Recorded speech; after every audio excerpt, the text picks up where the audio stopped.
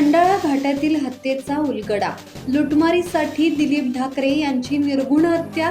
स्थानिक गुन्हे शाखेकडून आरोपी जेरबंद. यवतमाळ जिल्ह्यातील पुसद तालुक्यातून धक्कादायक घटना समोर आली आहे. खंडाळा घाट परिसरातील सेवादास नगर येथील एका शेत शिवारात फेटरा येथील 39 वर्षीय दिलीप ढाकरे यांची दगडाने ठेचून निर्घृण हत्या करण्यात आल्याचे उघडकीस आले आहे. या घटनेमुळे परिसरात दहशतीचे वातावरण पसरले आहे. पुसद तालुक्यातील खंडाळा घाट परिसरात असलेल्या सेवादास नगर येथील शेत शिवारात दिलीप ढाकरे यांचा मृतदेह आढळून आला.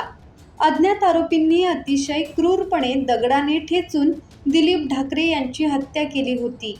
स्थानिक गुन्हे शाखेने गोपनीय माहितीच्या आधारे तपासाची चक्रे वेगाने फिरवत संशयित गोपाल उर्फ गोलू बाळू पवार याला ताब्यात घेतले. चौकशीत त्याने आणि साथीदार प्रकाश उर्फ पक्क्या राठोड यांनी लुटमारीच्या उद्देशाने दिलीप ढाकरे यांची हत्या केल्याची कबुली दिली. आरोपींकडून गुन्ह्यात वापरलेली दुचाकीही जप्त करण्यात आली आहे. पोलिसांकडून या प्रकरणी पुढील तपास सुरू आहे. प्रशांत देशमुख, संवाद मराठी लाईव्ह, यवतमाळ.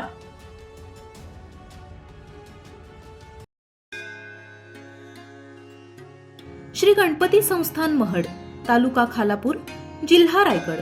श्री वरदविनायकाच्या भक्तांसाठी भक्त निवासाची सोय, स्वच्छता आणि 24 तास गरम पाणी. सीसीटीव्हीची नजर. आगाऊ नोंदणीसाठी संपर्क करा 02192 26 69 12 72 76 47 38 54.